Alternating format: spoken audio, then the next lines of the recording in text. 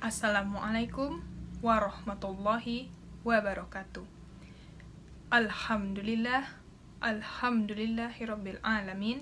Wassalatu wassalamu ala asrafil anbiya'i wal mursalin wa ala alihi wa ashabihi rasulillahi ajmain. Amma ba'du. Marilah kita panjatkan puji dan syukur kita atas kehadiran Allah Subhanahu wa taala yang telah memberikan kita kesehatan, kenikmatan, dan kesempatan hingga hari ini. Salawat beserta salam tak lupa kita hadiahkan kepada Nabi besar Muhammad Sallallahu Alaihi Wasallam yang telah memperjuangkan Islam dan menunjukkan kita ke jalan yang benar. Sebelum saya memulai pidato saya, izinkan saya untuk memperkenalkan diri saya terlebih dahulu. Nama saya Humairah Salsabila dari kelas Komunikasi 1B. Di sini saya akan menyampaikan pidato saya yang berjudul Pedoman pada Nilai-Nilai Pancasila.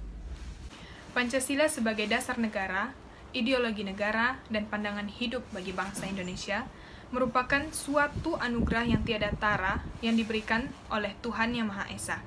Walaupun kita sebagai bangsa Indonesia belum sempurna merealisasikan nilai-nilai Pancasila ini, tetapi kita akui bahwa baik sebagai bangsa maupun negara tetap bertahan karena Pancasila ini. Saudara sekalian, Pancasila tidak hanya kita hafalkan saja, tetapi makna dan materi di dalamnya harus kita amalkan dalam kehidupan berbangsa dan bernegara ini. Pancasila merupakan suatu kekuatan pemersatu bangsa untuk mencapai peradaban yang luhur. Pancasila tidak hanya kita baca saja, tetapi harus kita tanamkan di dalam jiwa kita dan kita amalkan dalam kehidupan sehari-hari. Dalam mengamalkan nilai-nilai Pancasila ini, tidak sulit jika kita memiliki niat dan tekad yang kuat. Contoh kecilnya dapat kita ambil dalam lingkungan sekolah. Ketika kita sedang melakukan musyawarah di sekolah, tentu ada perdebatan antara pendapat satu dan pendapat yang lainnya. Dalam perdebatan itu, kita harus bijak memilih mana yang bisa diambil, mana yang tidak, dan lebih menghargai pendapat lainnya secara adil dan bijak. Dengan begitu, kita sudah menerapkan pedoman pada sila yang kelima, yaitu keadilan sosial bagi seluruh rakyat Indonesia.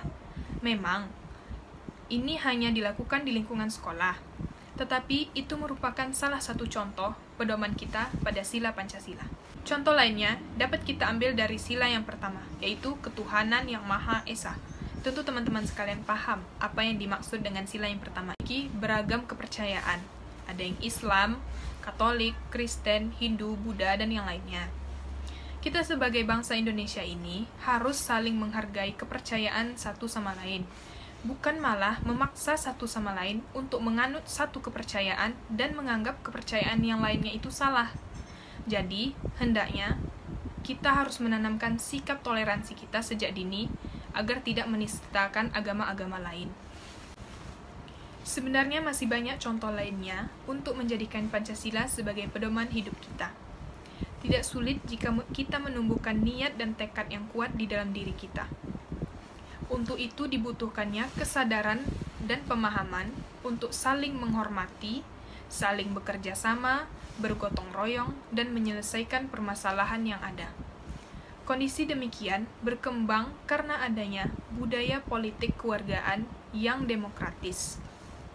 Kita Indonesia, kita Pancasila adalah sosok yang percaya diri, optimis, dan penuh harapan untuk menata bangsa dengan maju, adil, dan makmur. Jadi teman-teman sekalian, mulailah dari hari ini untuk menjadikan Pancasila sebagai pedoman hidup kita agar bangsa Indonesia ini semakin maju dan tertib.